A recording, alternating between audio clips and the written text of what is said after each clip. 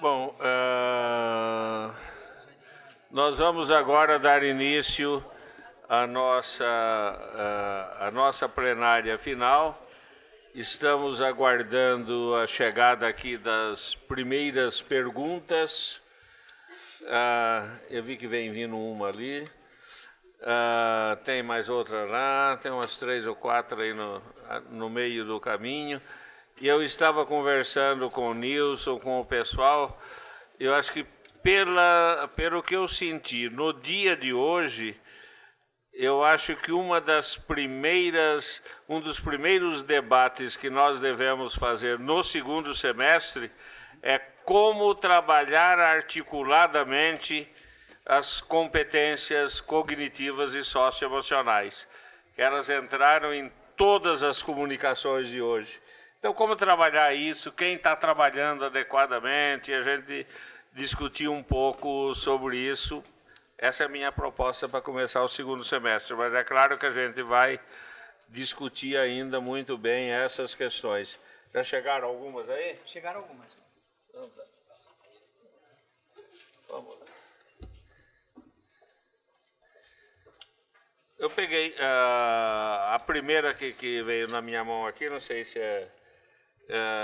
e já vou colocar, enquanto isso eu faço a divisão aqui. Como valorizar o papel do coordenador / orientador como formador de formadores diante da desvalorização da educação e da figura do professor?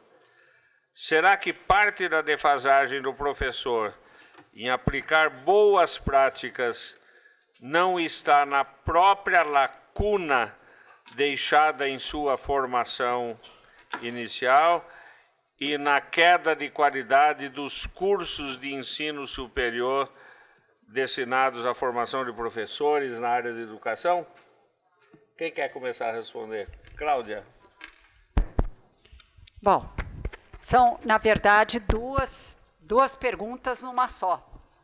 Porque como valorizar o orientador, eu vou começar falando uma coisa abaixo do balde, que é não colocando o orientador pedagógico como um substituto eventual de um professor que falta.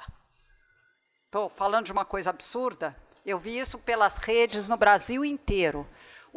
Era bom ter coordenador pedagógico, orientador educacional, cada rede dá um nome para esse profissional, mas se faltou um professor, e todo dia falta algum, às vezes não chamam professores para economizar recursos, às vezes o professor faltou sem avisar, aí o orientador educacional entra em aula, e quando começa a ser todo dia que ele entra em aula sem tempo para trabalhar com os demais professores, eu estraguei.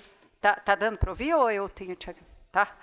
Eu estraguei o papel tão importante do orientador. Quando eu falo em trabalho colaborativo, evidentemente a figura central no trabalho colaborativo é o diretor da escola, né? Ele é o grande regente dessa orquestra. Mas se não tiver um orientador educacional que esteja presente com o foco no pedagógico, com o olhar na formação continuada em serviço do professor, isso se perde. E, segunda parte da pergunta, sim, há uma lacuna brutal na formação inicial do professor. Eu adoraria dizer, estando aqui na USP, que isso se refere só às faculdades noturnas. Não é verdade. Isso se refere também à USP, à Unesp, à Unicamp, às federais. Por quê? Porque nós temos um desprezo, como eu disse na minha fala, pela prática. E a nossa formação é excessivamente divorciada das necessidades do chão da sala de aula. O orientador pedagógico tem, sim, uma função de suprir essa lacuna, assegurando à equipe que ensina na escola uma formação continuada em serviço, devolutivas para esse profissional e uma série de outras coisas fundamentais para que todas as crianças aprendam. Nilson. Bom, o Cordão jogou umas perguntas aqui agora, ainda estou lendo, mas olha uma. Ó.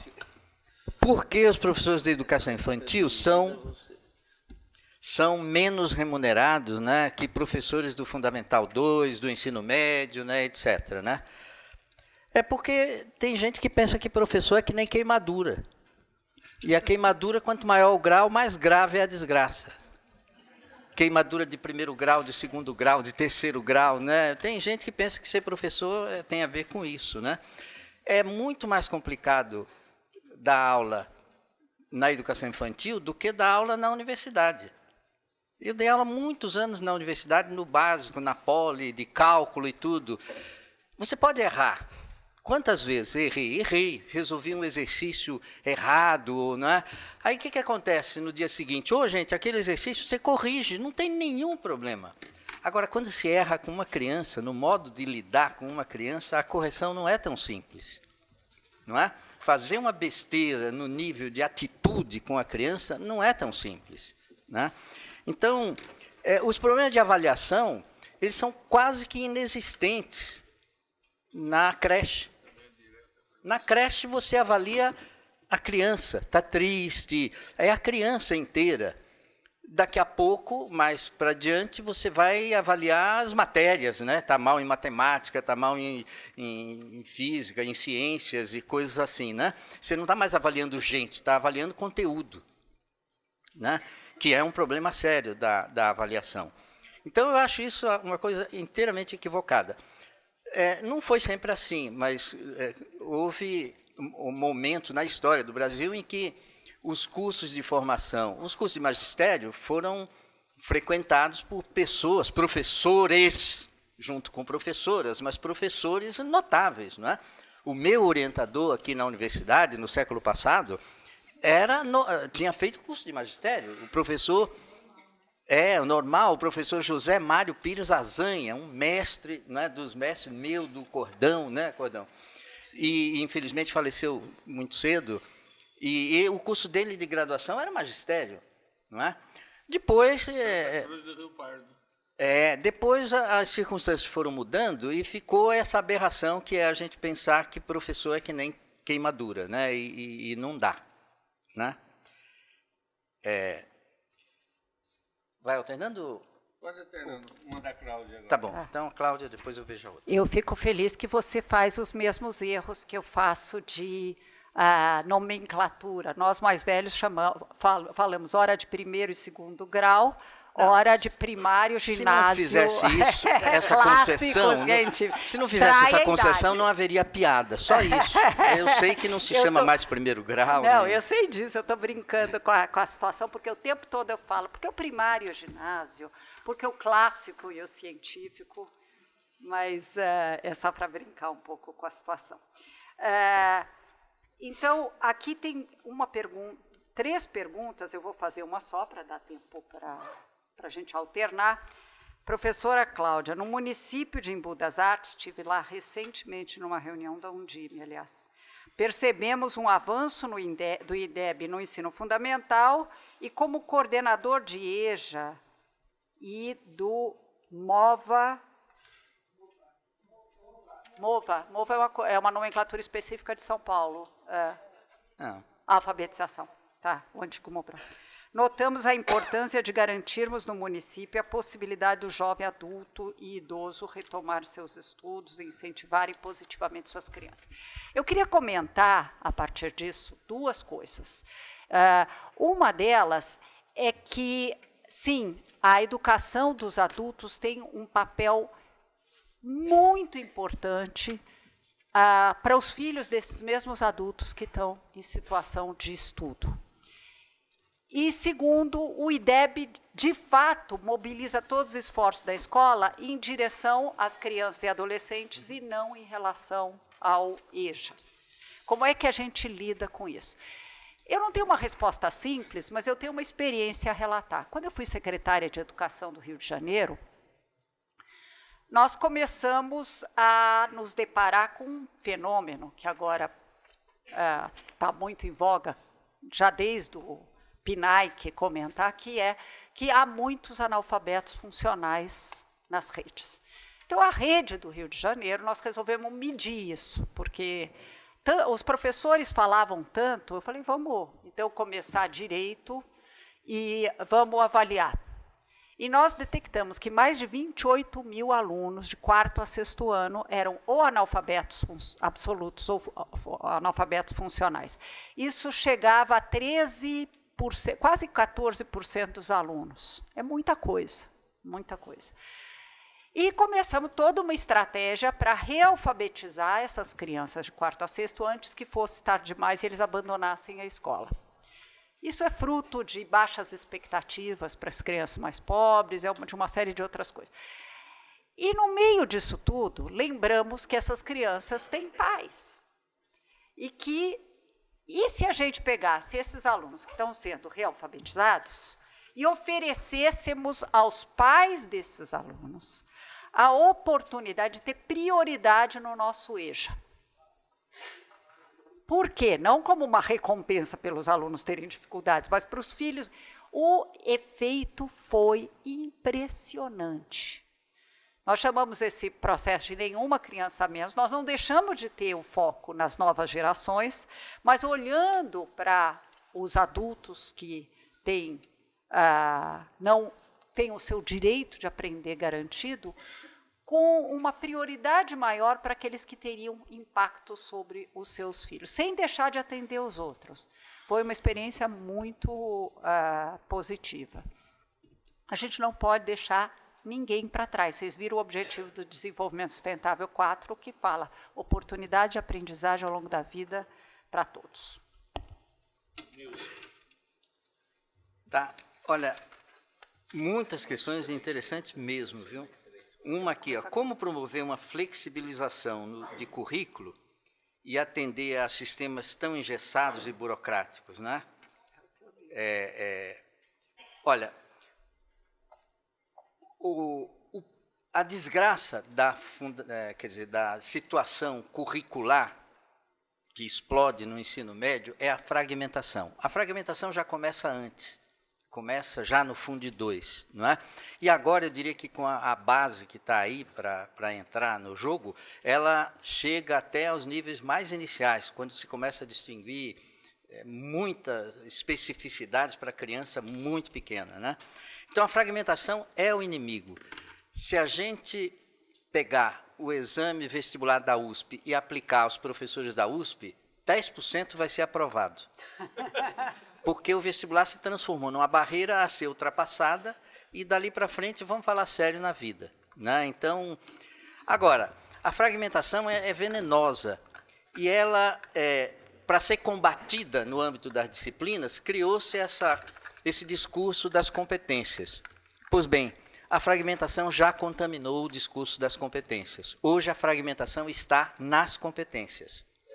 No Enem, havia 5 grandes competências, 21 habilidades, que é a forma de manifestação de competências. Na base, que está aí, há 115 competências e 1.567 habilidades. Durma-se com um barulho desse, né? Então, está equivocado o combate. O combate à fragmentação precisa ser feito de outra maneira. Não saindo, acabando com disciplina e entrando no lugar da disciplina as competências. O veneno vai contaminar as competências, né? Já está contaminando.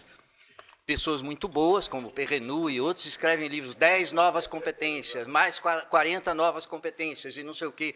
Esse saco não enche nunca, né, de competências. Para combater a fragmentação, o caminho é recuperar o discernimento do que é fundamental e do que é penduricalho.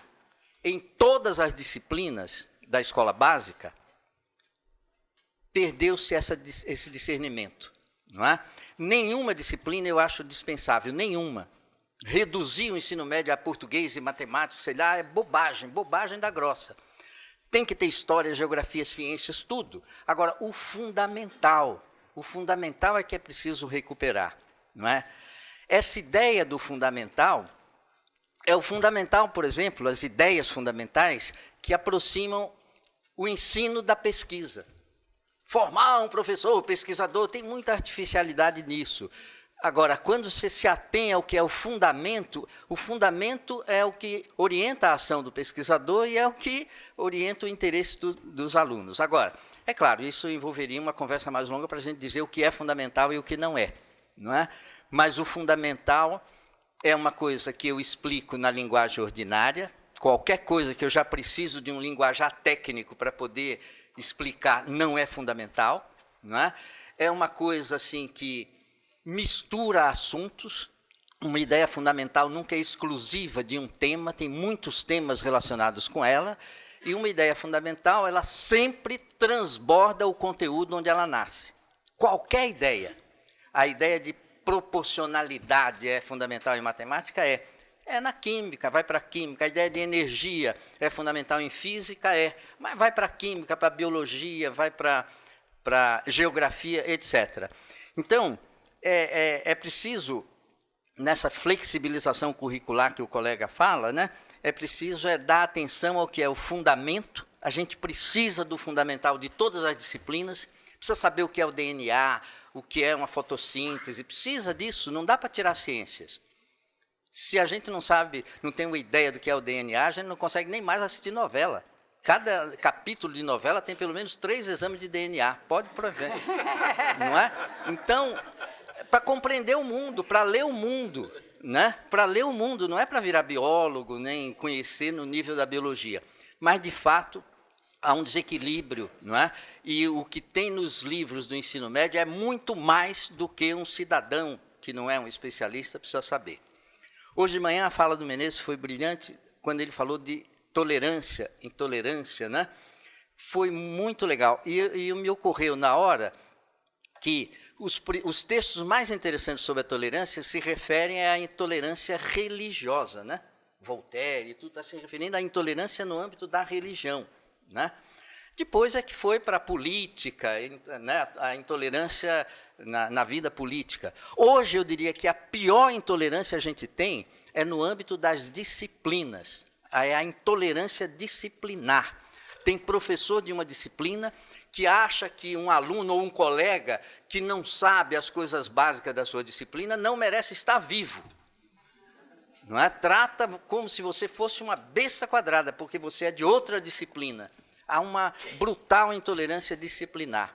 Precisa combater, é isso aí, e o combate é não crucificando disciplina, mas buscando o fundamento de cada uma delas, que é pouquinho. As ideias fundamentais são poucas, são realmente poucas. E a cooperação com essa intolerância é complicado, Professora Cláudia. Bom, eu entre as várias que eu recebi aqui, eu escolhi uma que se associa ao que foi falado agora. A pergunta é, o professor, como qualquer outro profissional, tem um conhecimento especializado. Esse conhecimento se diferencia dos demais profissionais, assim como o gestor. Todo o contexto que temos hoje no Brasil foi produzido por tem um responsável, os gestores educacionais e os tomadores de decisão. Que análise a senhora faz da segunda afirmação? Bom, então vamos falar um pouquinho da fragmentação, em primeiro lugar, que eu acho que se conecta bem com isso. Sim, o professor tem um saber especializado, e esse saber especializado, o mais importante para ir nos fundamentos, e eu concordo aqui com o Nilson, é como é que a criança, o adolescente e o adulto aprendem. Não é a disciplina que a gente ensina. O principal saber de um professor, senão ele seria pesquisador daquela coisa e não professor. O que te faz professor, o que me faz professor é saber como é que aprende. O processo de ensino-aprendizado é dominar esse processo. Em seguida, eu tenho que ser especializado na minha área de ensino. E não o inverso. Nós temos muitos especialistas, entre aspas, em matemática, dando aula de matemática, mas não sabem como é que se ensina matemática, não aprendem didática de matemática. Aliás, a maioria das faculdades de educação e as licenciaturas aboliram as didáticas específicas, o que é uma pena, porque dar aula de matemática ou dar aula de sânscrito são coisas diferentes. Uma língua, eu estou brincando com o sânscrito, ou dar aula de inglês, uma língua tem uma certa didática e a matemática tem outro tipo de didática, porque ambas têm que te levar a pensar usando o ferramental daquela área de saber, e não simplesmente decorar o que o professor sabe. Mas aqui o autor da pergunta está diferenciando o professor do gestor educacional. De fato, são campos diferentes. Uma coisa é ser gestor educacional, outra é ser gestor escolar e outra é ser professor. As três se relacionam. O mundo ideal é aquele em que o gestor escolar vem da educação e entende de gestão escolar, e que o gestor educacional também. Eu não estou defendendo um processo meio cartorial, mas ele tem que entender do que é o fazer educacional. Agora, quando a gente afirma que a herança que a gente tem vem dos gestores educacionais, eu teria minhas dúvidas. Quer dizer, o Brasil foi o país que aboliu a escravidão no continente mais tarde. Foi o último país a abolir a escravidão. Isso teve um impacto brutal sobre a educação. Tem um pensador que eu admiro muito, que é Alceu de Amoroso Lima, que, infelizmente, teve uma ideia errada. Ele achava que o Brasil devia primeiro criar universidades para criar uma elite pensante que fomentasse o desenvolvimento do país e depois investir em educação básica para todos. Não foi só ele que teve esse pensamento. O Nehru, na Índia, teve o mesmo pensamento.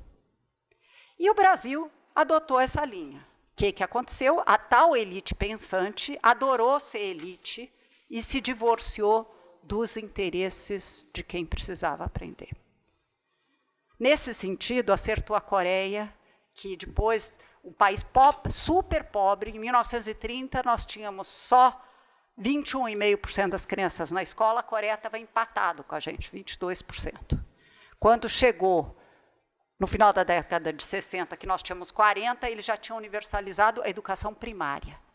Depois de universalizar a educação primária, é que eles foram pensar na secundária direito e depois na universidade. Não preciso falar quem deu mais certo em relação à educação. Não estou discutindo outros elementos culturais que também influenciaram a Coreia em relação a gente. Porque, então, a culpa do que nós temos aqui é uma culpa, eu não vou dizer que é coletiva, que dá a impressão que ninguém, na verdade, mas houve decisões erradas de políticas públicas que a gente tomou, e não foram os gestores educacionais, porque eles sequer existiam nessa época.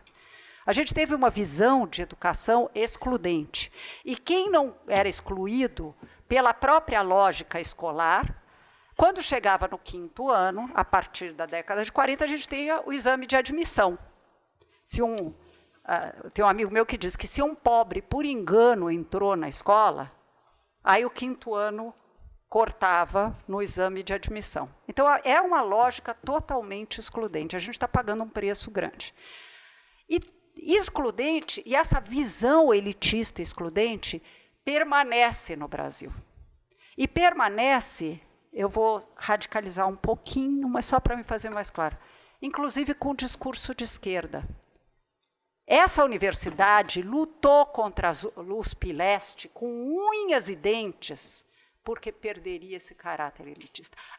Eu estudei na Fundação Getúlio Vargas de São Paulo, que lutou com unhas e dentes, com passagens, para não existir o curso de administração pública que vai cair o nível da educação. Nós temos tradição de usar um discurso de esquerda para práticas de direita.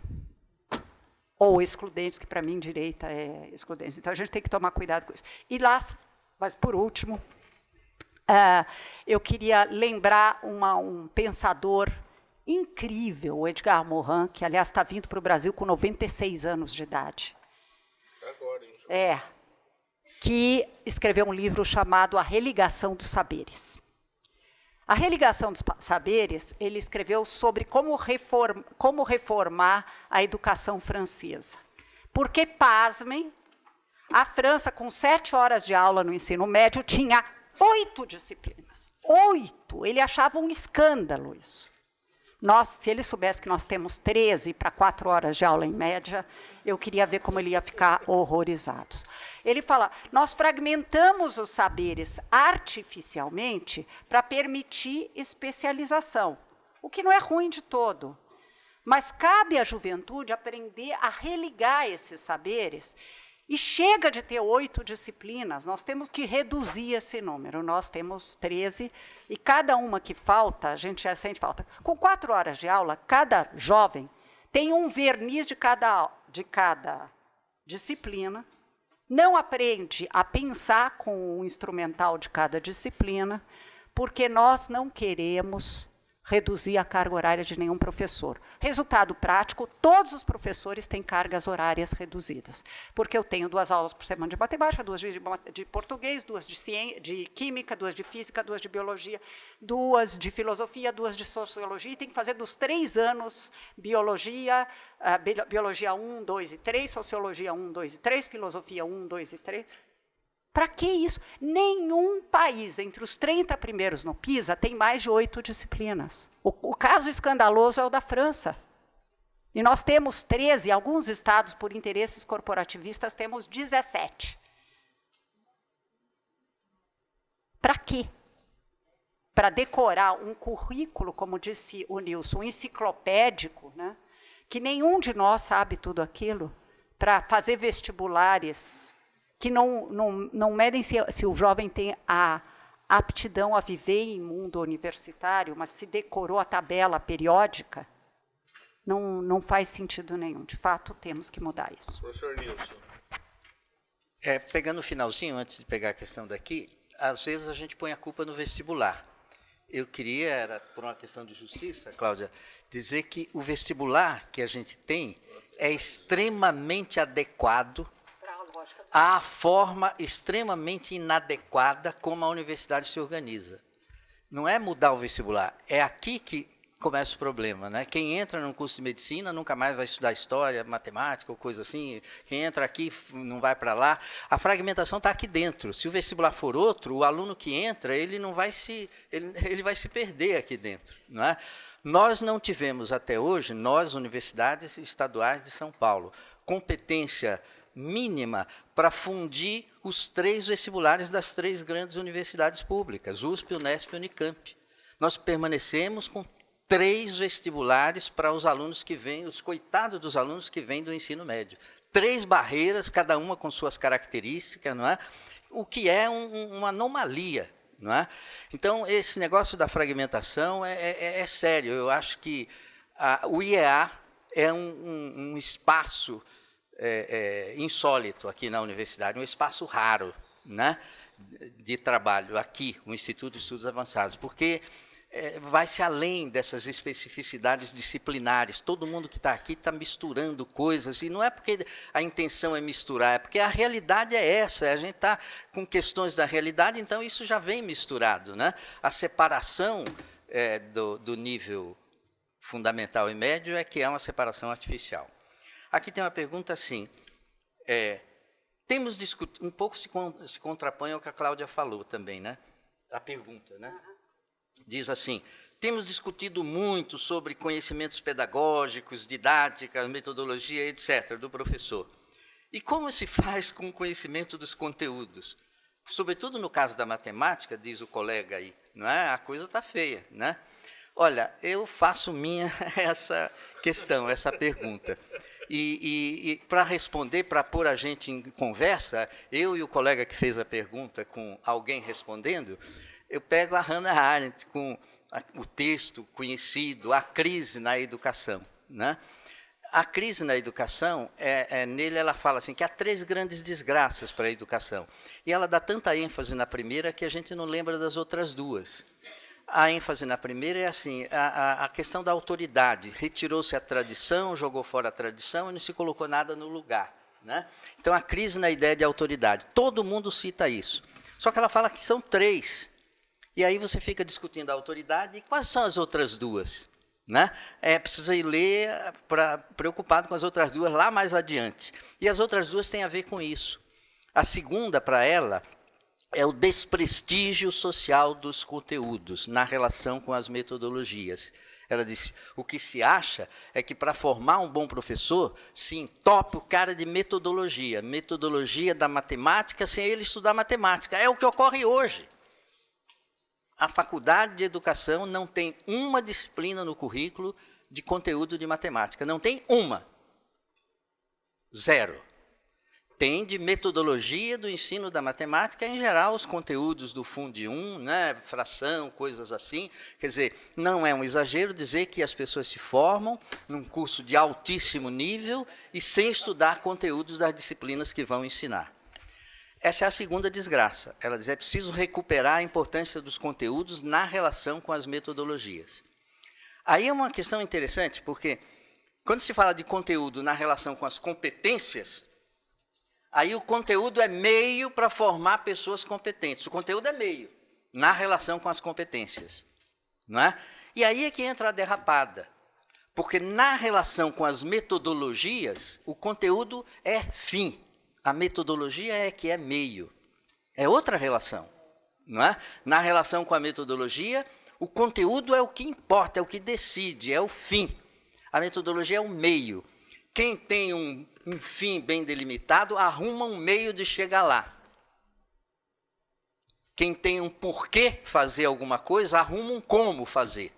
E a recíproca não é verdadeira. E o conteúdo não se ensina. E a terceira desgraça? A terceira desgraça, na visão da Hannah Arendt, é o desprestígio social dos conteúdos, é a segunda. A terceira é o desprestígio social da teoria. Ela diz, mesmo quem diz que ensina os conteúdos, diz assim, mas eu vou fazer de um modo muito prático. Teoria não quer saber de teoria. É uma desgraça. A palavra usada pela Hannah Arendt é uma desgraça. Não é? Teoria não quer dizer teoria formal, não quer dizer formalização científica. Teoria é visão. A palavra grega, teoria, quer dizer visão. É preciso ver para poder agir com consciência. Sem teoria, a ação, o fazer é cego. E ela diz, está faltando teoria. É um paralelo aí com a falta do conteúdo. Não é? Então, colega, sofro junto com você, quem fez a pergunta, não é? Esse fato. É muita bola para metodologia, não é? Que é um meio para atingir um fim, e pouca bola para o fim, que é o conteúdo que tem que se ensinar. E é perigoso isso, viu? Sabe por que é perigoso? Porque se você está indo no rumo certo, aí você deve procurar a melhor metodologia para chegar lá mais rápido. Agora, se você está indo para o inferno, é melhor que escolha a pior metodologia para dar tempo de você se arrepender. Está indo para o inferno, ainda escolhe a melhor metodologia, vai morrer queimado rapidinho. Bom, deixa eu aproveitar essa provocação, porque adorei. Adorei pelo seguinte, porque a Hannah Arendt estava conversando sobre a universidade, e ela tinha razão. Eu vou agora conversar sobre educação básica no Brasil, onde os professores são formados, diz a Bernadette Gatti, que vai estar aqui, com uma ênfase excessiva em teoria e quase nada de prática. Nós vivemos na educação básica, diferentemente do comentário da Hannah Arendt sobre a universidade, exatamente o oposto.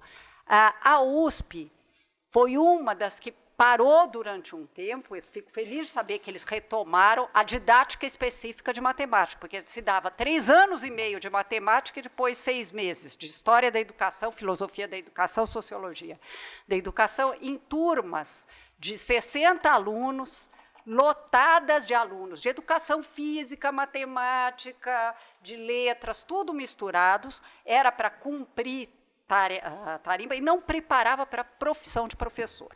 Imagine formar um médico assim. Eu dou só teoria e você tem contato durante os 6 meses finais do curso de medicina com pacientes. A teoria é super importante e ela tem que ser complementada com a prática. Por isso que a Finlândia, que era um país protestante, que já valorizava a leitura, valorizava a educação, estava patinando em educação durante muitos anos, E como que foi a revolução da educação deles? Passar a olhar para a formação de professores como uma formação profissionalizante. E para ser profissionalizante, um médico, ele precisa conhecer protocolos para tratamento das doenças. Ele tem que conhecer muito bem fisiologia humana. Ele tem que ter uma prática desde o primeiro ano da faculdade de medicina, ele entra no hospital universitário. Ele tem que trabalhar colaborativamente com os colegas médicos. Eu estou pegando médico médio, a média entre os médicos. Então, realmente, você tem que aprender o para quê, que é curar o teu paciente e garantir a saúde do teu paciente, no nosso caso, garantir que a criança aprenda. Se eu dominar a diferença entre Vygotsky e Piaget, mas não souber educar uma criança ou alfabetizar uma criança surda, eu vou sentir um grande deleite pelo fato de que eu sei isso, isso vai me ajudar a me inspirar, mas eu preciso conhecer também como é que faz. Olhando para as perguntas. Então, eu acho que a teoria é importante, mas a teoria e a prática. Não pode ter ênfase exagerada em nenhuma das duas coisas e tem que formar para a profissão. Eu acho que a gente perdeu de vista isso e temos que retomar. As perguntas que me fizeram. Pensa-se, discute-se sobre os processos de formação do professor. Entretanto, eu não respondi a questão da matemática, que eu achei importante. Óbvio que um professor de matemática tem que saber pensar matematicamente para ensinar matemática. Ele tem que pensar. Mas não é por falta de aulas na faculdade sobre conteúdos de matemática que ele não está fazendo. É porque ele não tem uma formação suficiente nem num lado, nem no outro lado. Nem em matemática, nem em didática de matemática. A gente tem que equilibrar essas coisas. Bom, a pergunta. Pensa-se, discute sobre o processo de formação do professor. Entretanto, como pensar essa formação quando o gestor está na contramão, ou seja, no processo de deformação do professor e toda a sua equipe? Eu gostei da pergunta porque ela remete a uma questão fundamental para todos os orientadores educacionais e gestores que estão aqui. O gestor tem um papel muito importante de garantir um bom clima de trabalho na escola. É muito importante. Clima, aliás, em qualquer organização humana, é importante. Isso quer dizer relações de respeito profissional, relações de criar o espaço, diz o Michael Fullan, um grande especialista em educação básica. O diretor é o principal responsável em criar uma cultura de colaboração na escola, mas não há cultura de colaboração possível se o diretor está em guerra com seus professores, ou vice-versa. Então, é importante trabalhar essa questão. E eu só vou complementar com uma outra que diz respeito aos horários, os horários coletivos de formação. Os horários coletivos de formação no Brasil precisam ser mais bem aproveitados, disse aqui, visto que existem centenas de pesquisas contrariando a necessidade desse horário. Não existem centenas de pesquisas contrariando essa noção. O que existe é centenas de pesquisas dizendo que a formação continuada em serviço tem sido desperdiçada no Brasil. Não é por meio de palestras motivacionais que a gente se forma melhor professor. Nada contra existirem, mas não é isso que... Semana do professor, aí eu chamo o Mário Sérgio Cortella, que eu adoro, não nada contra ele, ele faz uma palestra. Isso formou professor? Não, não formou professor. A formação continuada em serviço, a mais bem aplicada, é aquela que o coletivo da escola faz junto, com os materiais concretos que eles vão usar. É aquilo que eles se estudam juntos. E como que a gente faz para ser mais bem aproveitada, como a pergunta apareceu. O orientador pedagógico tem um papel decisivo. Você não precisa reunir a escola inteira, porque seria um horror as crianças perderem um dia de aula só para a gente se reunir. E organizar esses momentos em que profissionais, né, professores que se sentem profissionais, discutem as suas práticas e as suas dúvidas coletivamente, estabelecem uma agenda, planejam em conjunto aulas e um professor tira a dúvida do outro professor, em que o diretor da escola, o orientador pedagógico, cria um clima bacana para que o professor não tenha medo de que isso aconteça. Outra estratégia muito frequente de aulas, eu vi muito disso tanto na Coreia quanto em Xangai, que é um professor assistindo a aula do outro, tomando notas e dando uma devolutiva para o seu colega. Não estou falando para vigiar o outro, é para dar uma devolutiva. Então, eles combinam, você assiste essa semana minha, no meu horário de atividade extra-classe. Nós temos que quebrar esse tabu, que aqui no Brasil é um grande tabu, deveríamos. Os médicos não assistem operação de outros médicos, alunos da faculdade de medicina não assistem operações. Por que alguém não pode assistir minha aula e me dar um retorno sobre se eu estou indo bem, ou o que eu posso... Aquele aluno que está invisível no canto e que eu estou focada na minha aula e não prestei atenção nele, uma colega me dá um toque, olha, ele está invisível e você precisa prestar atenção nele.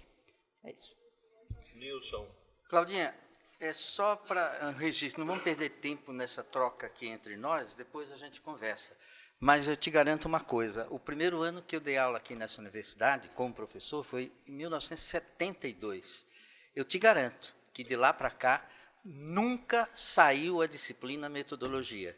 Didática de matemática não saiu? Nunca.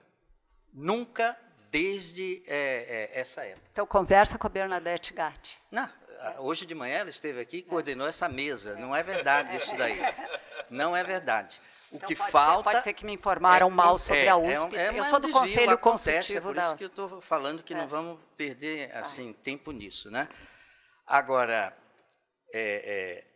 no que se refere aí à formação do professor, né? Há umas perguntas aqui, eu vou juntar umas duas para poder a gente caminhar mais. Pergunta assim, como é que deve se dar essa formação continuada? Né? Outra fala assim, como articular na formação do professor a educação à distância? Não é? Então, reunindo essas questões, eu diria assim, a formação do professor hoje, toda a formação é uma formação inicial. Toda a formação que há em qualquer curso universitário, por melhor que seja, aqui na Coreia ou no raio que eu parta, é uma formação inicial. Não dá para cobrar tudo de uma formação inicial. A formação, a ideia, para todos nós, a formação é permanente. A gente vai aprender umas coisinhas, vai para a sala de aula, como a Cláudia falou, o Menezes também falou hoje cedo, vai conviver com outros colegas mais experientes, não é? Vai trocar e tudo, e vai completar a formação lá. Ficar falando mal de currículo de formação inicial é perda de tempo. Todo currículo de formação inicial é incompleto. Não dá para eu pensar em esticar um currículo de formação inicial para dar tudo que um professor precisa saber. Não dá, não é por aí. Né? A formação hoje do professor é permanente, permanente. U é ubíqua. Onde quer que a gente esteja, a gente está aprendendo, você está lendo um livro, assistindo a um filme, numa viagem, não é? De férias, você está aprendendo. Então, você está ligado o tempo todo e está aprendendo. Não é uma tensão nervosa, é uma coisa boa. Você está aprendendo continuamente. Não é? A diferença única entre aprender depois que você completa uma formação inicial, sai da escola, e o aprender na escola, é que enquanto você está na escola, dizem para você quem é o seu professor e qual é a matéria que você tem que estudar, liberdade mínima.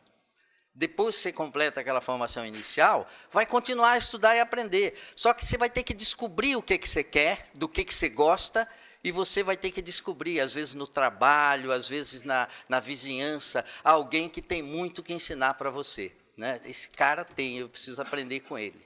Né? E como que você tem esse discernimento de escolher o que quer estudar e discernir quem é o seu professor depois que sai da escola? Você tem que aprender isso enquanto está na escola.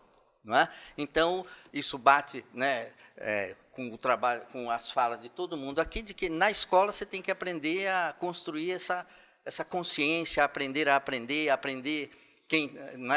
enxergar quem tem o que lhe ensinar. Então, a formação de um professor é permanente no tempo, ubíqua no espaço onde ele está aprendendo, não é?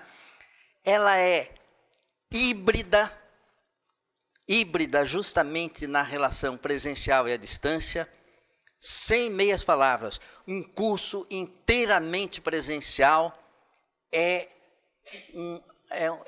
um exagero, é um abuso, é um desperdício. Os cursos não precisam ser totalmente presenciais. Aliás, nunca foram, porque sempre existiu a lição de casa, e a lição de casa é legítima educação à distância.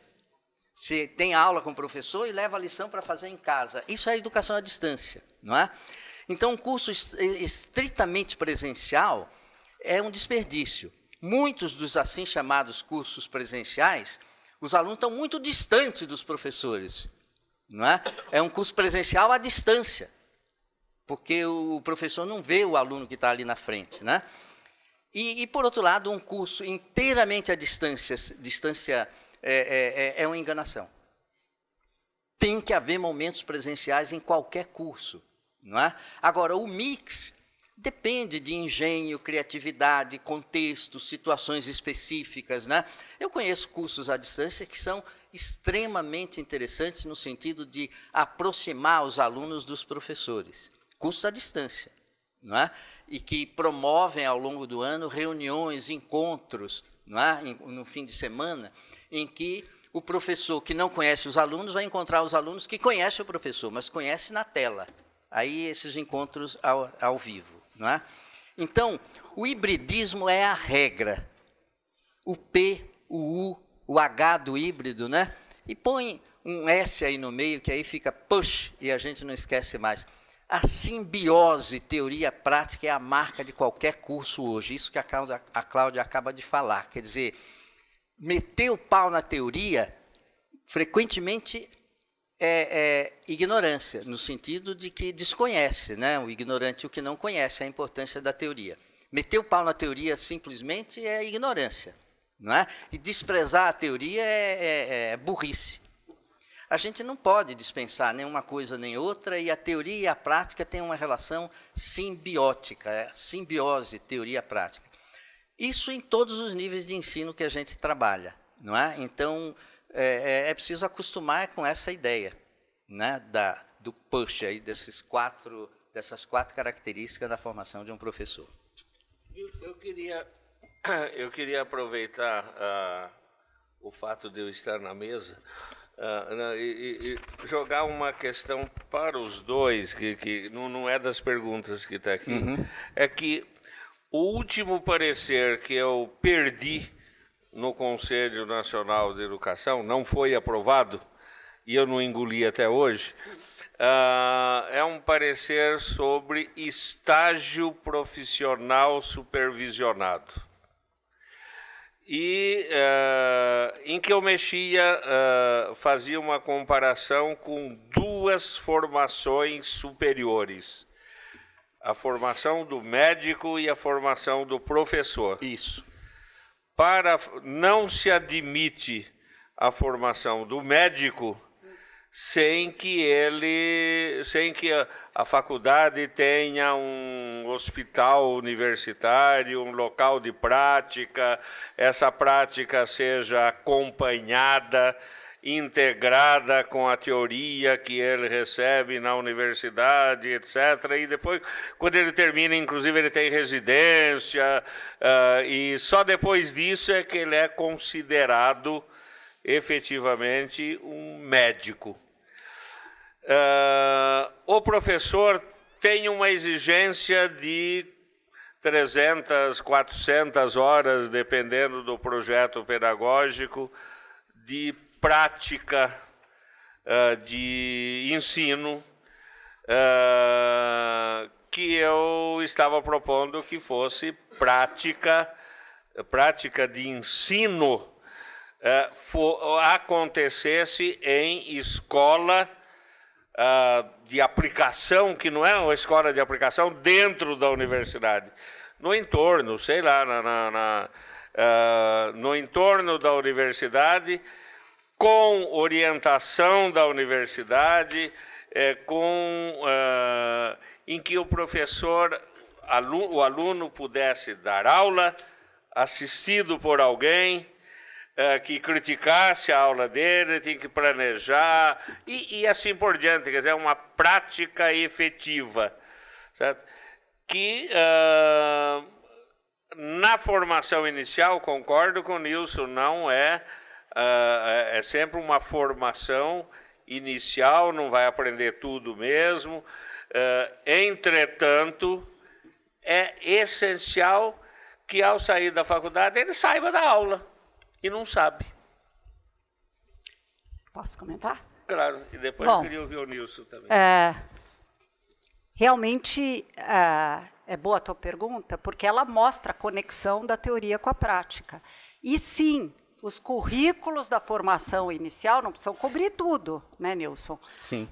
Mas eles têm que ter uma ênfase muito maior em prática do que tem hoje. Eu percorro as universidades e falo com os professores do país inteiro.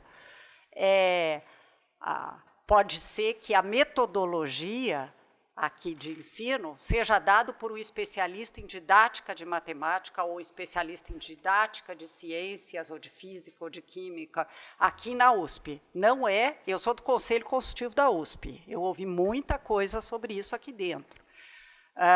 E tenho ouvido nas federais, em tudo, há um desbalanço, há uma situação desbalanceada entre teoria e prática.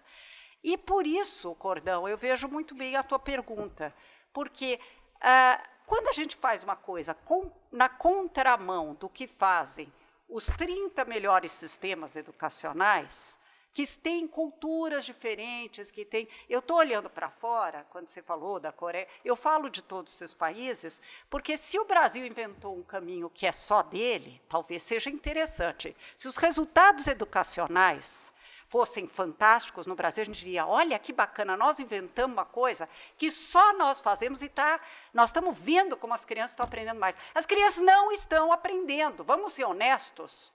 A gente tem que parar de tapar o sol com a peneira. O elemento mais importante por todas as pesquisas na educação não é nem o nível socioeconômico, como dizia o relatório Coleman no passado, é o professor. E as crianças não estão aprendendo. Tem uma coisa errada. Tem uma coisa errada com a formação inicial do professor, tem uma coisa errada com a formação continuada em serviço, porque a formação inicial não tem que cobrir tudo, é verdade, mas não pode ser tão desbalanceado teoria e prática. Então, a tua ideia da escola de aplicação, eu acho muito interessante. Então, vamos de novo falar de uma outra experiência internacional de um país que tem muito sucesso educacional. Aliás, não um país, uma cidade, mas uma cidade que tem 23 milhões de habitantes, que é Xangai. Toda a universidade que tem formação de professores tem uma escola pública referenciada a ela. Essa escola pública, diferentemente das escolas de aplicação das federais, elas não são para filhos de professores universitários, são para crianças lá daquela região. E a universidade está presente no dia a dia com seus alunos das universidades. Os alunos da universidade assistem aulas na escola pública para estudar como é que funciona. Eu nunca vi um aluno na rede, olha, eu nunca vi um aluno de universidade, a não ser fazer uma pesquisa muito curtinha, que não fosse no estágio obrigatório. Tem que ter presença. Os meninos do primeiro ano iam assistir à operação de cérebro do professor Henry March, da faculdade a que se referenciava ao hospital dele, ao universitário dele. Então, a gente precisa ter os alunos assistindo a aula, acompanhando, devagarinho assumindo pedaços de aula e tendo uma sólida base teórica. Não completa, porque não cabe ao ensino inicial da ISO. Então, eu compartilho a tua frustração, porque nós perdemos uma chance. de olhar, porque não é só os outros países que fazem, as outras profissões do Brasil fazem isso e nós não fazemos em educação. Porque nós temos uma visão ainda muito romântica de educação e não profissionalizada, de que a educação é uma coisa tão nobre, tão pura, que basta conhecer as coisas que você sai lá e no primeiro dia produz a tua aula, produz conhecimento junto com os teus alunos. É muito bonito na teoria, mas na prática, quem trabalhou no chão da sala de aula em escola pública sabe que não é tão simples assim. Não é só eu dominar o meu saber específico que eu saio dando aula. Eu tenho dificuldade. É uma profissão que não é para amadores, ela tem que ser muito bem formada e ter uma sólida formação continuada em serviço, como bem disse o Nilson, para complementar isso. Mas não pode lidar com criança pequena, que está com a mente em formação, alguém que simplesmente passou num concurso público discutindo qual é a diferença entre Vygotsky e Piaget e sabe de cor os versículos da LDB. Não, ele tem que saber dar aula. Tanto é assim que tem prova didática nas universidades, mas não tem nos concursos públicos. Porque a didática não é importante. Nós temos que mudar essa lógica. No Rio e em Curitiba, nós mudamos isso, passamos a ter prova didática também para dar aula para crianças e adolescentes. Professor Nilson. Olha, essa história de a gente comparar a situação do professor com a do médico, no que se refere aos estágios, ela precisa de umas informações complementares aí para poder clarear o jogo. Não é? Eu acho que a residência médica já serviu de inspiração para o estágio, não é? De querer que o estágio do professor fosse algo como uma residência médica. Hoje, se a gente comparar, a gente vai querer ficar longe da residência médica, muito longe. A residência médica não é mais obrigatória na formação do médico. Sabiam disso? Não é. Por que não é? Porque se chegou à conclusão que não é necessário? Não. Não é porque não há vagas para a quantidade de médico que se forma, não há vaga nos hospitais para fazer residência, porque não é qualquer hospital, não é isso. Então, assim, cerca de 40% fica fora, não tem condição de fazer a residência e não pode ser impedido de exercer a profissão. Só um adendo pequenininho, porque eu estudo profissões. O médico entra no hospital universitário desde o primeiro ano, não é só na residência que ele começa a ter contato. Eu sei, eu estou falando da residência, não é? Estou falando da residência. Então, comparar o estágio com a residência é uma instituição falida. Agora, nós estamos falando de coisa mais importante, a relação teoria-prática, não é? Pois bem, aí meu amigo Menezes há décadas que tem uma perspectiva, e eu estou com ele nela, que é a seguinte, ó, a formação do professor não pode se dar exclusivamente na universidade. A gente tem que ter a parceria do professor da rede. Essa é a nossa perspectiva, Menezes. Você quer falar alguma coisa? Não é?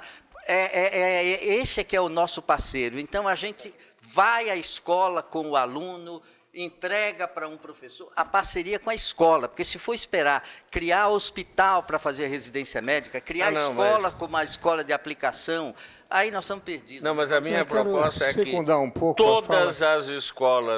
todas as escolas formadoras de professores tivessem escolas parceiras, de preferência escola pública. Eu queria complementar, indo na plena direção que a Cláudia nos trouxe. A ideia da formação profissional, seja para o marceneiro, seja para o piloto, seja para o professor, tem que ser exercendo a profissão. Claro. Ontem eu peguei um avião. Se o piloto tivesse tido aula teórica, sentadinho, tendo aula de pilotagem sem pilotar, eu não entrava no avião. Você pode dizer, a vida da pessoa depende do piloto, também depende do professor. Então, você forma professor exercendo a profissão com supervisão. Qual é o problema da residência pedagógica? Eu conheço algumas universidades públicas que têm residência pedagógica. Elas não são responsáveis pela qualidade da escola onde se faz a residência. Então, o que é que está acontecendo? O aluno volta da residência pedagógica falando mal da escola onde ele esteve. Ou seja, ele não aprendeu nada, ainda mais viu o contrário. Viu o professor humilhando alunos, etc. Então, precisa ter uma associação orgânica entre o centro formador e a escola. Não pode abrir faculdade de professor se você não tiver escolas, por cuja qualidade você responde, onde tenha tutores ou mentores que façam acompanhamento. Como no hospital universitário tem alguém que faz acompanhamento. Aliás, como disse a Cláudia, não só na residência, mas ao longo de toda a formação, desde o primeiro ano. Isso é muito difícil até por razões estatutárias. A universidade tem um estatuto, a escola tem outro. E o professor... A carreira do professor, ele só progride quando deixa de ser professor, quando ele vira coordenador, quando ele vira diretor, etc. É preciso ter uma carreira em que o professor possa virar mentor, ou tutor, ou formador na escola, pela excelência do seu trabalho, não só pelo doutorado que ele fez. Agora, essa modificação é de natureza política. Sim. Política, e nós precisamos meter a mão nessa coisa política.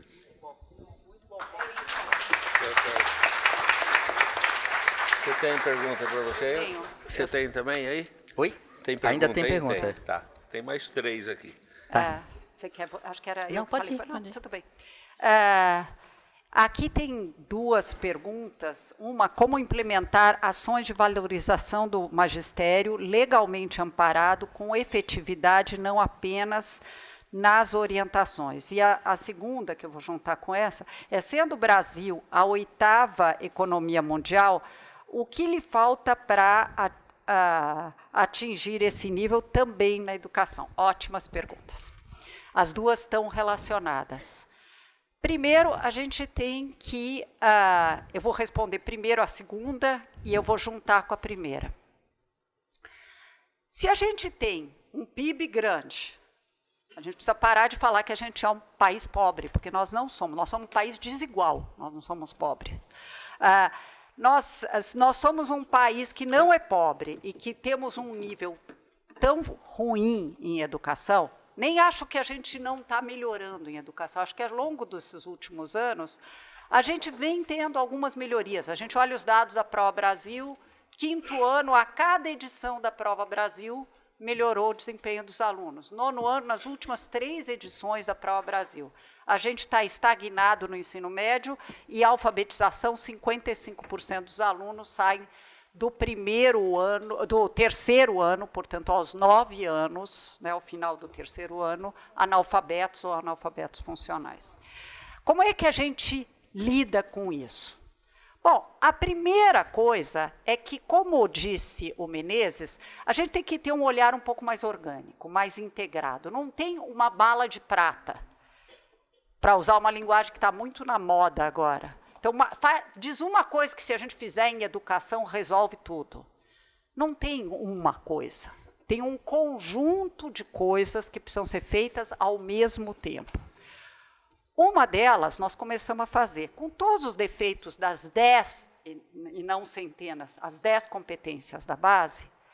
Pelo menos agora, a gente, assim como os 30 primeiros países no PISA, temos um currículo, ou um pré-currículo, que é o que a base tem, que é razoavelmente contemporâneo, integra competências cognitivas com socioemocionais, aponta para uma direção que nos currículos estaduais e municipais, a maioria dos estados já fez os currículos de educação infantil e de ensino fundamental 1 e 2, agora vão traduzir as de ensino médio, que pelo menos começamos a fazer. Ele é perfeito? Não, eu tenho uma série de críticas a ela, mas ela avançou. Ela avançou e avançou numa direção, a meu ver, correta. A outra coisa que a gente precisa fazer junto com isso é, sim, mudar a formação inicial do professor e, sobretudo, melhorar a atratividade da carreira de professor. Hoje, todos os estudos mostram, por exemplo, qual a nota de corte dos que foram fazer pedagogia ou educação, como a gente chama, dependendo da universidade, no Enem. Ela é abaixo da nota que era exigida para concluir o ensino médio via Enem. Ou seja, infelizmente, a gente ainda está atraindo para a profissão de professor os piores alunos de ensino médio. Com isso, eu não estou desqualificando ninguém aqui, também sou professora, mas eu estou querendo mostrar que a tendência mais recente tem sido de entrar muito professor com um reduzido repertório cultural, e some-se a isso que ele entra numa faculdade, muitas delas noturnas, com um preparo bastante insuficiente dentro das faculdades e com uma visão, muitas delas, de educação à distância, que não bate com a avaliação correta que o Nilson colocou do que deve ser uma boa educação à distância. E muitos deles com uma ênfase, como diz a Bernadette Gatti, muito maior em teoria do que em prática. Nós temos também, então, atratividade da carreira, melhor formação inicial, que olhar para a formação continuada em serviço. Qual é hoje a principal estratégia de formação continuada em serviço e que, como o Menezes falou, os sistemas privilegiam? É fazer mestrado e doutorado ou virar diretor de escola, orientador pedagógico. Como se ser professor de sala de aula fosse secundário. Não, esse é o ator principal no processo. Então, a gente tem que fazer uma série de coisas integradas para dar um salto em qualidade da educação. Infelizmente, nós não estamos avançando como deveríamos nessa direção. E como é que eu valorizo o magistério? Eu vou contar como é que o Chile, eu dei tanto exemplo asiático, eu vou para o Chile. Sabe o que o Chile fez para valorizar o magistério? Para além de melhorar os salários, que eu acho que isso não preciso nem falar que é fundamental, por isso que a educação custa caro, porque tem que melhorar os salários, melhorar a atratividade desse ponto de vista. Eles aumentaram a nota de corte para ser professor, para quem deseja ser professor, no Enem deles. Então, você tem que ser uma coisa que toda a sociedade recebe um sinal que ser professor não é para qualquer um. Soa discriminatório? Não. Esses são os que vão formar a todos com altas expectativas. Investir em educação. Educação de qualidade, vamos parar de falar que basta gerenciar melhor. Basta ter os recursos necessários para pagar salários atrativos e gerenciar melhor esses recursos. Não existe mágica. E quando falam que o Brasil gasta mais do que a OCDE em educação, é verdade. É verdade. Só que a OCDE, a maioria dos países, estão num outro estágio na transição demográfica deles. Eles têm população envelhecida. Eles já gastaram muito mais do que a gente gasta hoje. Então, o custo por aluno nosso é estupidamente mais baixo que o da OCDE. Também temos que lembrar disso, porque a média da OCDE são países menores. Então, educação de qualidade custa caro, mas só assim se constrói um país mais desenvolvido, mais justo, mais inclusivo. Nilson.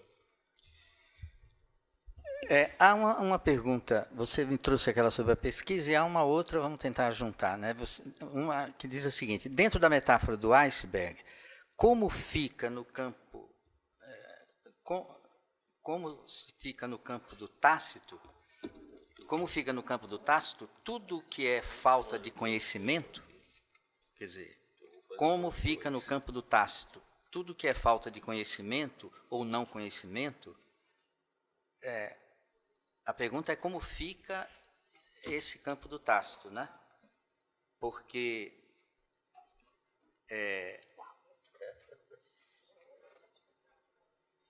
disse assim, o pior é um conhecimento equivocado, o que é até pior, dentro do tácito fica um conhecimento equivocado, então como é que fica na formação do professor? Olha, a questão do tácito, do que vem ali embaixo, não dá para a gente confundir isso com o não conhecimento, né? O que está no tácito ali embaixo é conhecimento. O erro, o não conhecimento está fora, né? O que a imagem traduz é que o que a gente sabe legitimamente, não é? Apenas uma parte a gente consegue expressar em palavras e explicitar. Outra parte que a gente sabe não são erros, não são equívocos, outra parte fica lá embaixo, não é?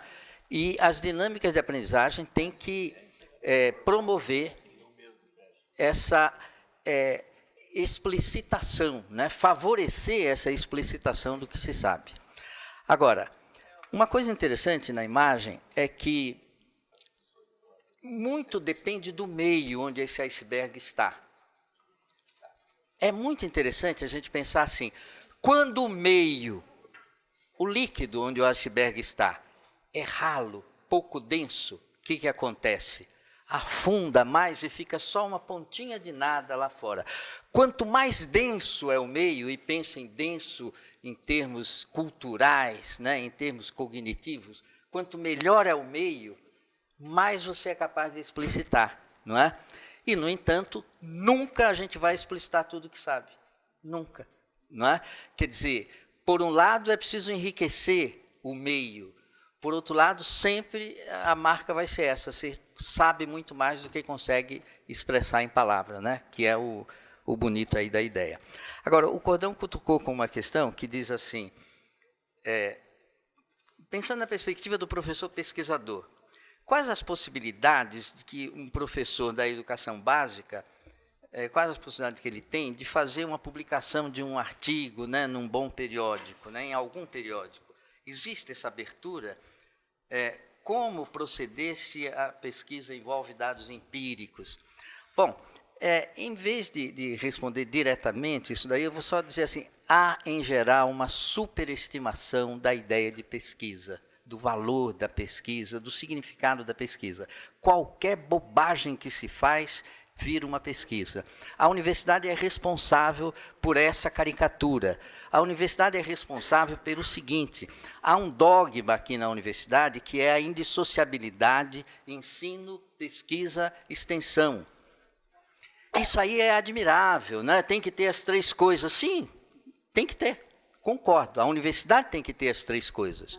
Mas é uma bobagem, é que cada professor, em cada momento da sua vida, da sua carreira, esteja fazendo as três coisas. E isso é exigido. Como isso é exigido, que cada pessoa que está aqui, a cada ano, a cada momento da carreira, faça as três coisas, banaliza. Tudo vira pesquisa para cumprir essa obrigação. Não é? E há pesquisas deformadas, coisas absolutamente salame de pesquisa, não é? A ideia de salame, sabe, né? Eu tenho até um resultado, mas eu corto e eu solto em salames, um esse ano, um no semestre seguinte, para poder ter produção, não é? Então, há uma corrupção da ideia de pesquisa, uma simplificação, uma corrupção mesmo da ideia de pesquisa, né? Seria mais interessante era notar, por exemplo, que o que une o ensino com a pesquisa, que a gente quer unir, é a gente trabalhar nas ideias básicas, nas ideias fundamentais do conteúdo. O pesquisador de física teórica e tudo, ele pensa no básico, não nos pormenores, miudeza, ele está pensando nas grandes ideias. E uma criança tem que ser iniciada nas grandes ideias da disciplina que ela está estudando. Em matemática, assim, que ideias são essas? Ideias simples, como equivalência, ordem, não é?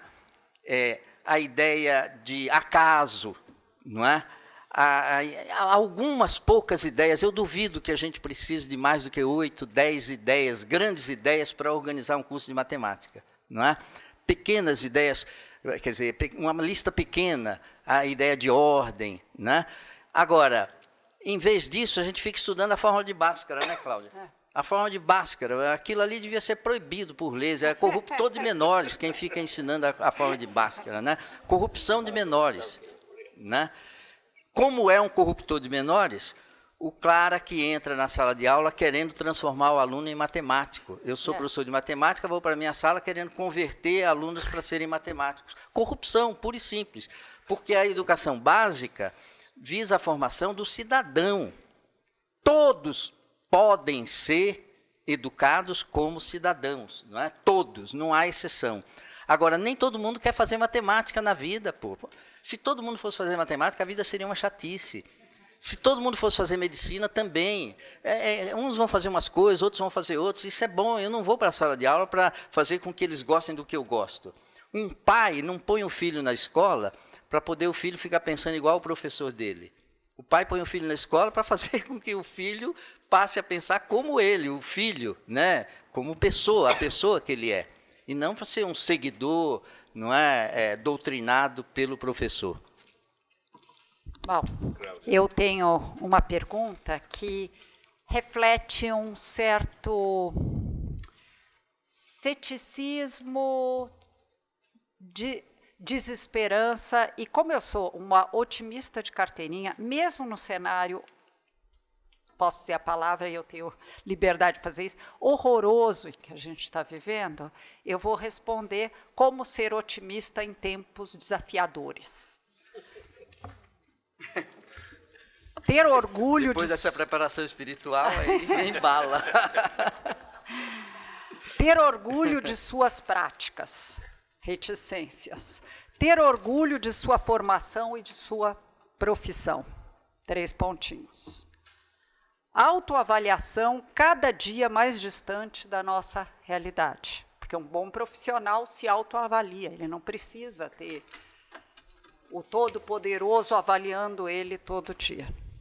Com o atual governo, teremos mudanças positivas para que esse olhar tenha novos focos? O futuro da educação e do educar tem futuro? Bom, meus irmãos. Meus irmãos.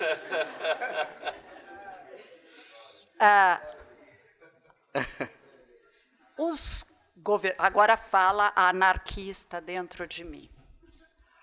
Os governantes não têm o direito de invadir a minha esfera íntima, do que eu acredito, no que eu não acredito e do orgulho que eu tenho das minhas práticas. Eles podem, de repente, estabelecer uma política educacional que vai na contramão do que eu acredito. Ainda não conseguiram, mas estão tentando com algum empenho. Mas pode acontecer isso.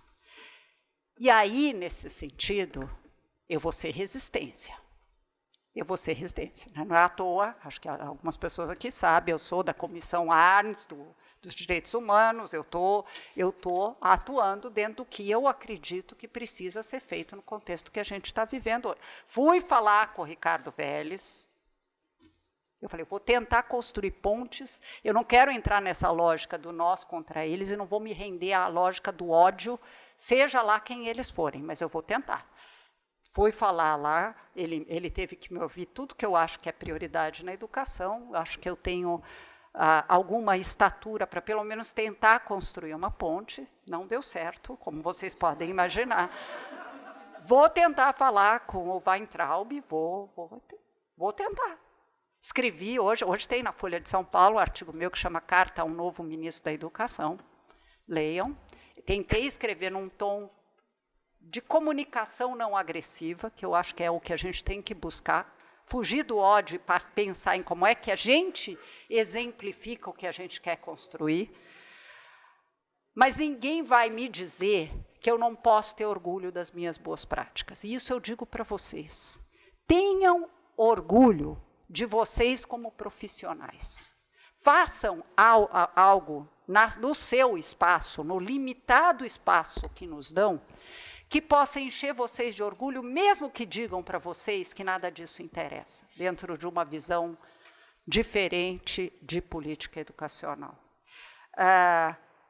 O futuro da educação tem futuro? Eu acho que sim. Eu andei olhando essa juventude, todo mundo fala, os jovens estão horríveis. Eu não acho que os jovens estão horríveis, pelo contrário. Eu acho que cada vez mais eles estão tomando consciência de que eles têm que ter voz, de que eles têm que defender um Brasil mais justo. E eu vou continuar a eterna otimista, a cada frustração, dizendo, talvez na próxima geração as coisas andem, porque a minha geração tentou fazer umas coisas, isso me rendeu 2 prisões durante a ditadura, mas depois disso eu continuo tentando, porque eu quero garantir um Brasil melhor e mais justo. E eu acho que nós merecemos. Muito obrigada.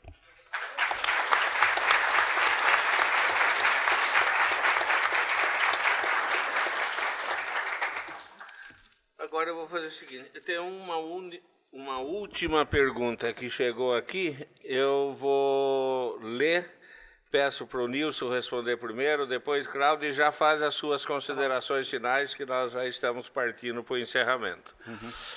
Muitas vezes a família do aluno sente-se apartada da escola, mas antes sente-se apartada do próprio mundo do filho / aluno,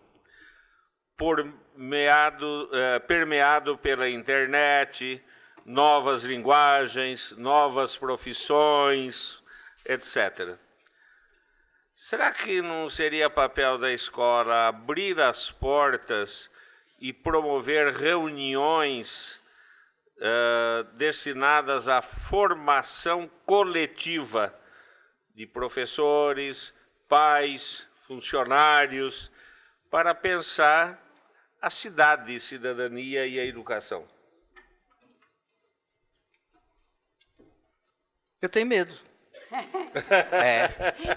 Sabe, eu tenho medo, né? Essa organização, a organização demais é perigosíssimo, né? Você querer reunir família, escola, não sei o que lá, e eu acho que a escola tem que ser um espaço aberto. Não há exemplo de escola bem-sucedida sem a participação das famílias, não é? Mas essa participação é diferenciada. Tem família que participa muito, tem família que participa pouco, faz parte dessas diferenças, não é? Há aluno que precisa mais, aluno que precisa menos. Qualquer tentativa de regulamentar demais isso daí é perigoso, é isso que me dá medo. Eu acho que o espaço das normas já está grande demais. Aquele espaço do livre-arbítrio, que é o espaço em que você faz as coisas, não porque é obrigado pela norma, nem porque a norma explicitamente permite. Faz porque tem vontade de fazer. Esse espaço está muito pequeno. A gente precisa de um espaço maior de livre-arbítrio para viver bem, não é? Se tudo que você faz regulado por normas, você acabou de se transformar num robô. Então, grandes valores são a escola tem que ser enraizada na comunidade, né? Escola solta no ar não existe, escola bem-sucedida solta no ar. A família tem que participar, um mais, outro menos, é assim mesmo, né, que vai, né? São coisas grandes, assim, linhas grandes e sem qualquer elogio de uma regulamentação exagerada, né? É um perigo essa organização. Olha, tem um cara, uma pessoa, uma economista, a Ostrom, Elinor Ostrom, tu lembra dela, Cláudia? Ela ganhou o Nobel de Economia, a primeira mulher que ganhou o Nobel de Economia, em 2009. E ela já não era jovenzinha e já faleceu, infelizmente, né? Porque atrasou um pouco que ela ganhou o Nobel, que era assim, Understanding, o título do trabalho, Understanding Knowledge as a Commons. Ela cria a categoria Commons para se contrapor à commodity, à mercadoria, né? Sempre no plural, na linguagem dela. Então, é o elogio do commons. O que é um commons? A água é um commons, que nem a pessoa mais rica do mundo pode ficar fabricando aí, né? Tem que partilhar com a gente. O ar é um commons. E ela ganhou o Nobel de Economia, não foi de igreja. Foi o Nobel defendendo que o conhecimento tem que ser um commons. O conhecimento, né? Fala da indústria farmacêutica, dos absurdos, né? Então... Pois bem, tão bonito isso. Infelizmente, como falei, ela faleceu logo e isso está demorando um pouquinho para repercutir mais, porque merece mais repercussão, né, Cláudia? Tem o Creative Commons e tudo, mas isso aí ainda vai aparecer muito. Pois bem, já saiu um livro de 2 franceses, um deles chama Dardot, né? O título do livro é Comum. Primeiro ele traduz o commons e põe no singular, comum. E o subtítulo que é assustador, no mesmo sentido do susto do que vocês falaram que eu tive, né? É assim, de como somente o comunismo pode garantir a partilha dos bons bens. E vai defender o livro inteiro, como somente um regime comunista, o comum ele leva para o comunista, né? E somente um regime desse tipo é que pode garantir uma partilha equitativa dos bens e tudo. Eu falei, estou fora, né? Eu estou fora, assim, porque não era bem isso que ela tinha falado, não é bem isso que ela falou, não é? Nós vivemos, ela falou, estava mais próximo da encíclica lá do Papa, sei lá, dizia, a terra é nosso lar comum, há bens, né, e valores que são comuns, vamos dividir isso numa boa, não criar um governo mundial para repartir as coisas aí. É triste, não é? Olha, sobre nós aqui, já encerrando, né? Sim. Palavra final. É muito legal mesmo, acreditem, a gente chegar a essa hora da tarde e ver a sala cheia, não é? E a perspectiva de a gente continuar a trabalhar. Essas reuniões, ó, eu acho que a marca dessa reunião, hoje especificamente, né, foi a de uma conversa. Conversar é um verbo bonito, né? Versar junto com... A gente não está querendo convencer ninguém. Convencer, vencer junto com também é bonito, mas nem isso a gente chegou nesse nível do convencimento. A gente quer o nível da opinião, né? Da fundamentação assim, da opinião, né? Da compreensão da perspectiva do outro. Né? Há um autor alemão, já falecido, chamado Gadamer, e que tem um conceito que eu acho que é isso que a gente está buscando aqui, que é o de fusão de horizontes. E diz, olha, eu olho para um objeto ali e vejo, essa é a minha visão daquele objeto. A Claudinha olha e vê outra coisa. É assim mesmo. É assim mesmo. Mas é ruim quando a minha linha do horizonte não conversa com a linha do horizonte dela. Aí as nossas visões são separadas, né? Não há diálogo. Então, o que nós temos que trabalhar, e é o que estamos tentando fazer aqui, é construir um horizonte comum. Agora, eu vou continuar a olhar e ver uma coisa, e a Cláudia olhar e ver outra, e isso é bom, mas no horizonte comum, porque daí no horizonte comum a gente conversa, dialoga, não é? Conta uma história, conta a história oposta, e vamos em frente, que aí atrás vem gente, né? Então, pelo menos nesse compasso de espera em que a gente está, é claro que haverá outras atividades no segundo semestre, no ano que vem, atividades com objetivos mais imediatos, né? Que o Menezes já falou, de a gente fazer oficinas, né? De cuidar das 4 áreas grandes, a área de linguagem, a área de matemática, de ciência da natureza, atividades específicas para cada área, né? Então, coisas desse tipo estão no nosso horizonte. E por enquanto, o primeiro seminário, hoje, a gente ficou nesse nível de trocar ideias, né? Trocar opiniões, pôr em cima da mesa o modo como um pensa, o outro lado pensa. Esse é o momento, não é? Para depois a gente chegar numa tomada de um rumo e partir para situações e objetos e objetivos mais concretos, né? Vamos esperar vocês dia 18 de maio, não é? Para outra rodada. Bom.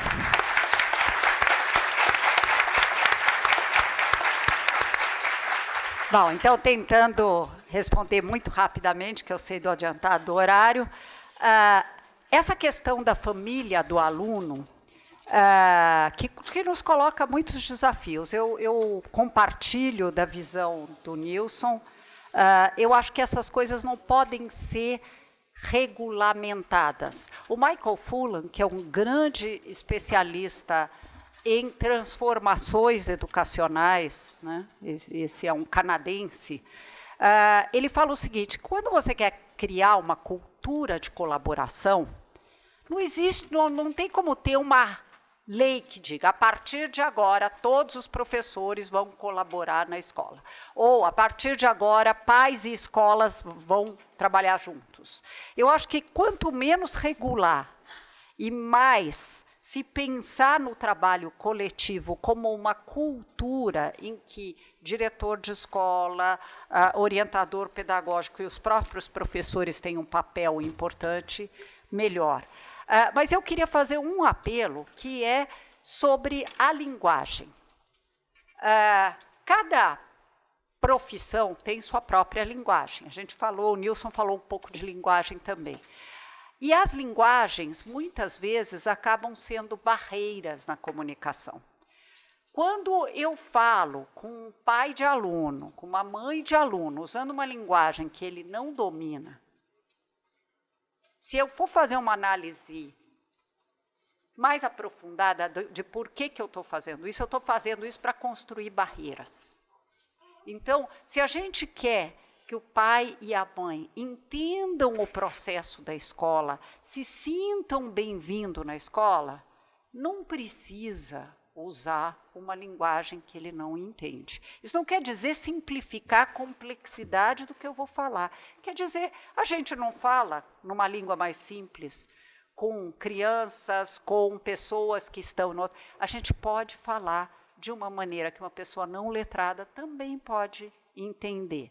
Então, é fundamental abaixar os muros da escola, num sentido metafórico, e poder falar a língua que o pai e a mãe vão entender e mostrar que eles são bem-vindos. Mais do que qualquer regra que obrigue a educar todos juntos, é criar espaços de educação todos juntos, informais, em que no diálogo a gente aprende todos juntos.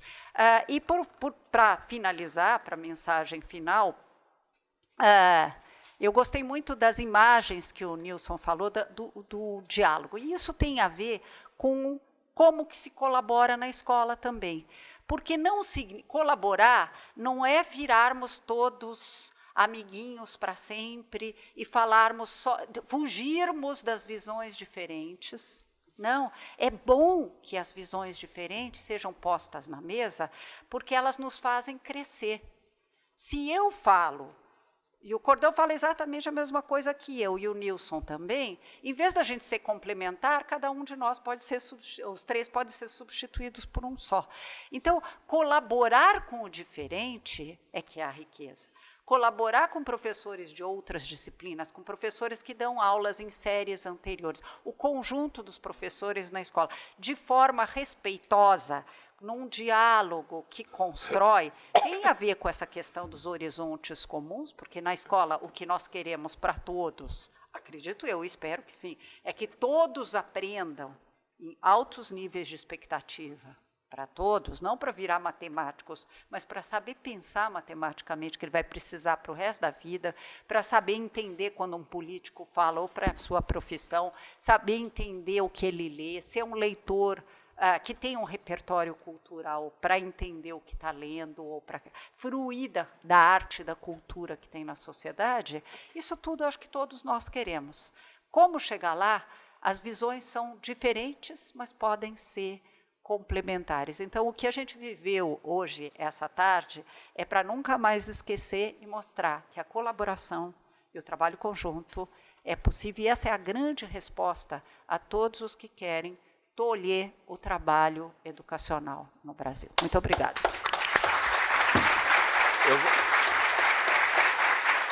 Eu vou estender o que a Cláudia acabou de falar, para o que aconteceu hoje à tarde aqui, é para nunca mais, a gente esqueceu de dizer, o que aconteceu hoje o dia todo, é para nunca mais